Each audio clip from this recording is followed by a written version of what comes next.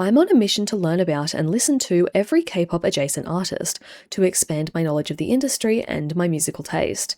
Last week we talked about the rock duo Pearl Sisters, and this week we look at what was possibly the first international K-pop type group, as in the first group intended to be international from the start, unlike the Kim sisters, the Happy Dolls. The Happy Dolls were a collaboration between Canadian and Korean companies, and released music in both countries and languages. The group members played instruments too, and some tracks were literally just solos for these instruments. Although they reportedly released many albums, only one survives online.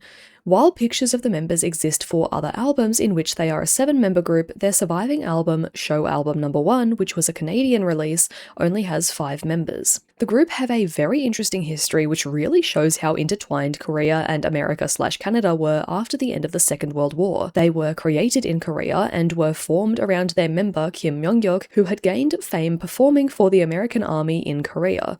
The Happy Dolls were active from 1970 to 1978 and spent the first portion of their career performing largely in Korea and Vietnam for these American soldiers and joined Korean-American armies, before spending the second half of their careers in Canada and largely Toronto.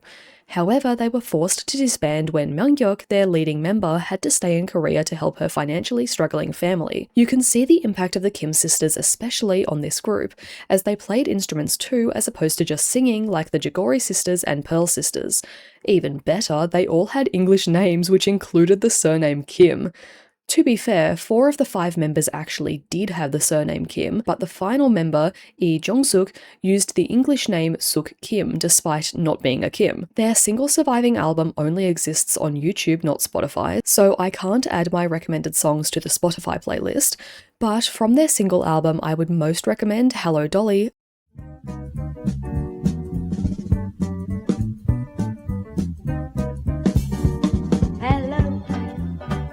Well, hello, darling.